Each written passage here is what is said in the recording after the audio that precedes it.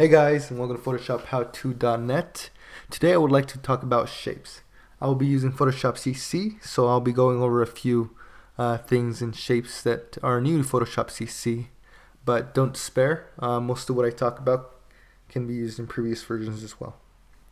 We're going to start off talking about basic shapes. So in your toolbar, your basic shapes are located right under the Path Selection tool. If you click and hold, you'll get the flyout menu for all your shapes. You have the rectangle tool, rounded rectangle tool, ellipse tool, polygon tool, line tool, and the custom shape tool. We're going to go ahead and use the rectangle tool.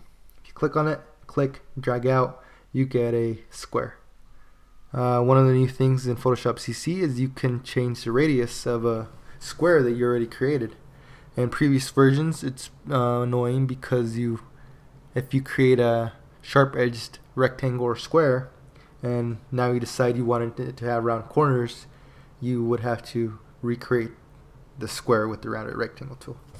In Photoshop CC, it's as easy as changing the numbers in the box. 25 pixels there, 80 pixels bottom right hand corner radius, and let's try 90 pixels there. Click exit to deselect, and as you can see, I created a very interesting shape very quickly. I'm going to go ahead and undo this and just go back to my regular shape. If you click on layers, what you can see when you created your shape was that you created a layer called rectangle 1 with a small work path on it. If you're using previous version of Photoshop, then it's probably just a solid filled square instead of this work path. But if you double click on it, you can very easily change the shape, the color of your shape. Click OK when you settle on a color.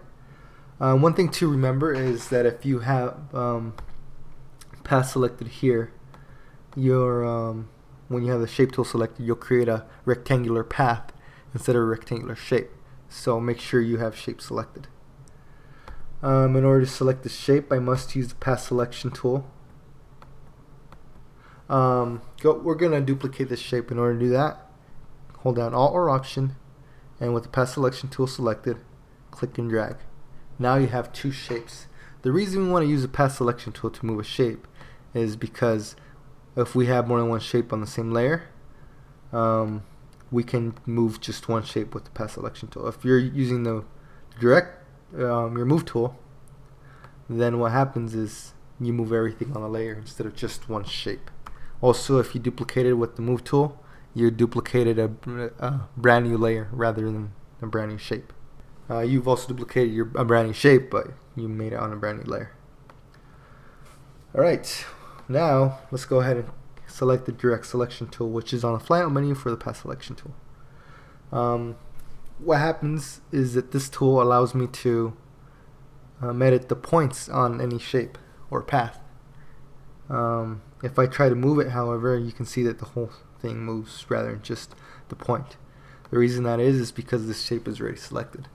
To deselect it, press the escape key, and then now I can click on it again, and you can see that it's selected, that it's outlined without any of the points selected.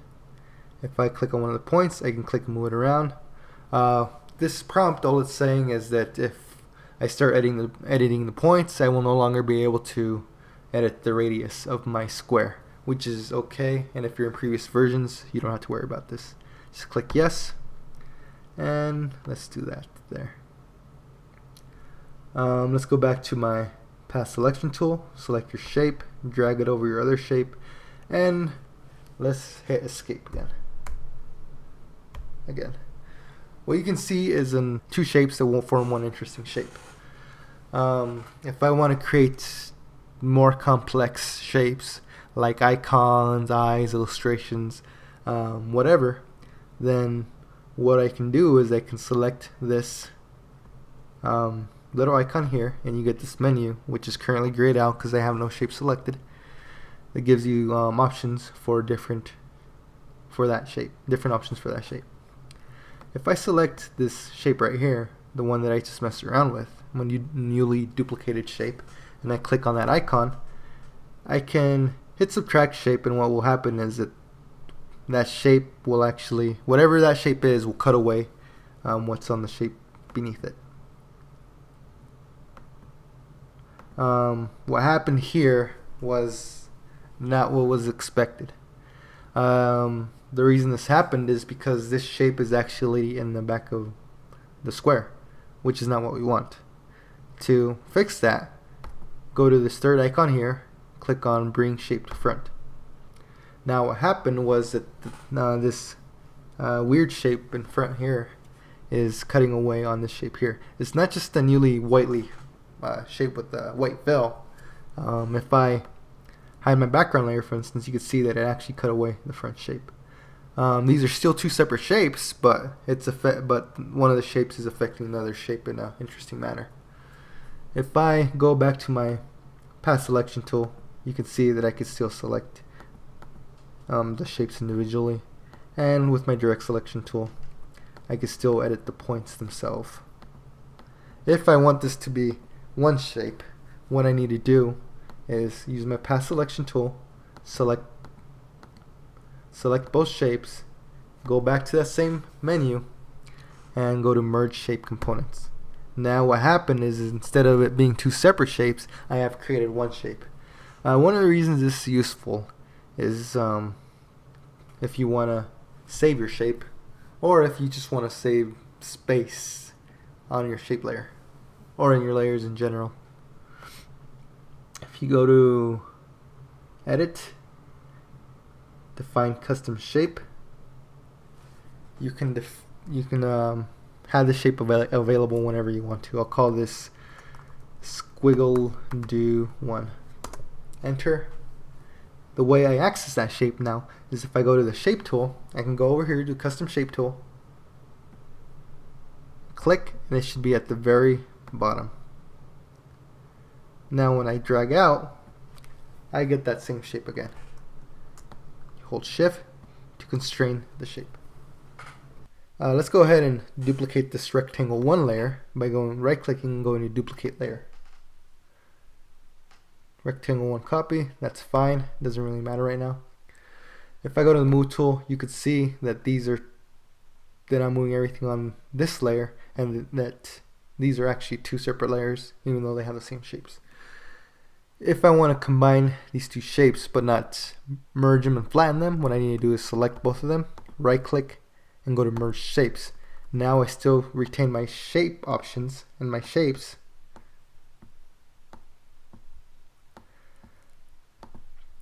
without having to actually rasterize the shape layer.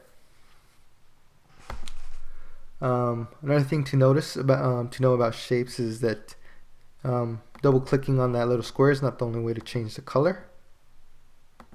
You can also go up here where it says fill, and this will actually allow you to not only change the color of it, but also add a gradient or a pattern. Let's go ahead and go back to the fill, to our regular fill. And actually, let's go ahead and hide this fill, and we'll add a stroke.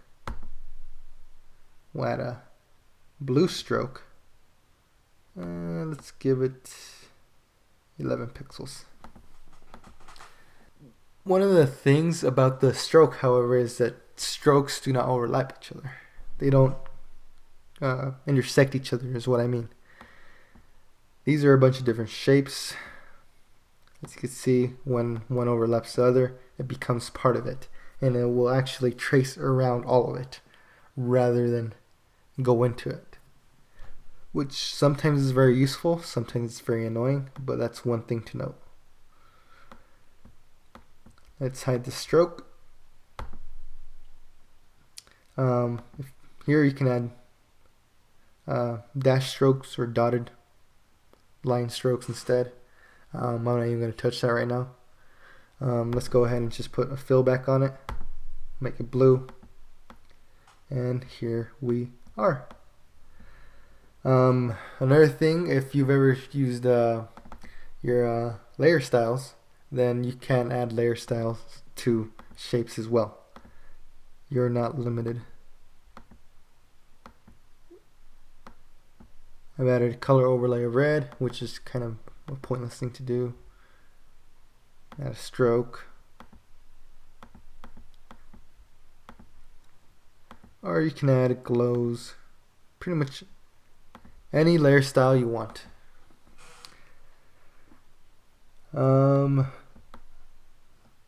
Another thing to notice is that in these basic shapes you do not have a triangle, which you know, personally I feel like there should be a triangle shape, but it's not very hard to create one. If you go to the polygon tool, click, you can change the number of sides here. I already have mine set to 3. Click OK, and I have a triangle.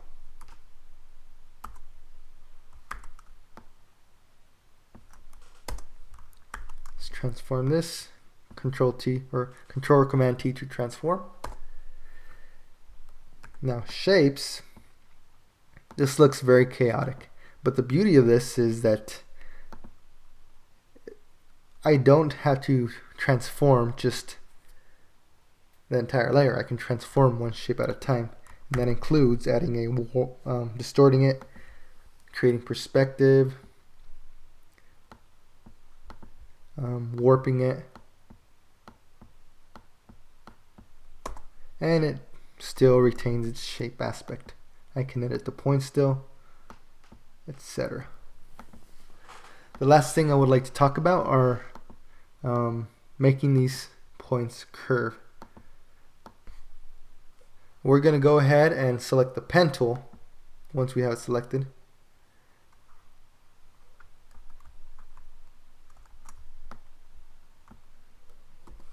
Oops, sorry.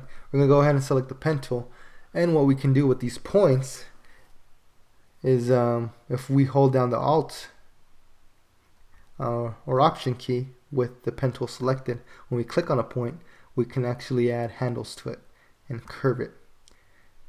With the direct selection tool, or with the direct selection tool, you can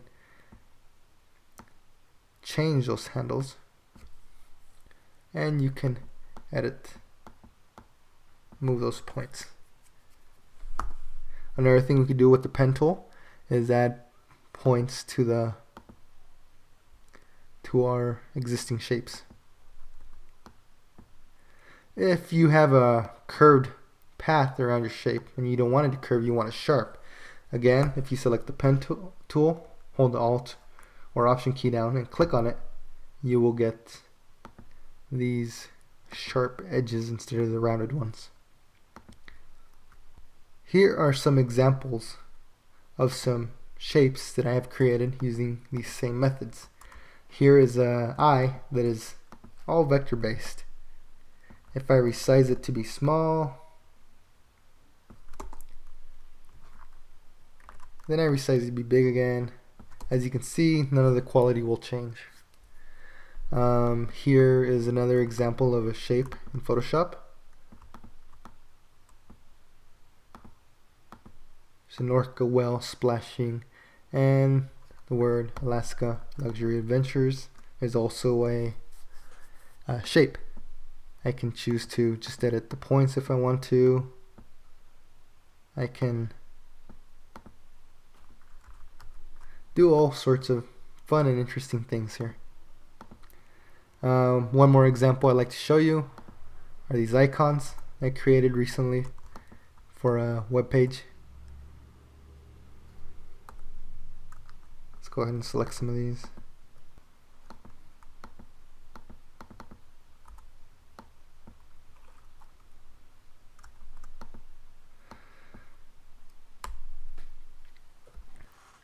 Alright, thank you so much for watching this part of the shape lesson. Be sure to follow me on Twitter or stay up to date by signing up. Thank you. Bye.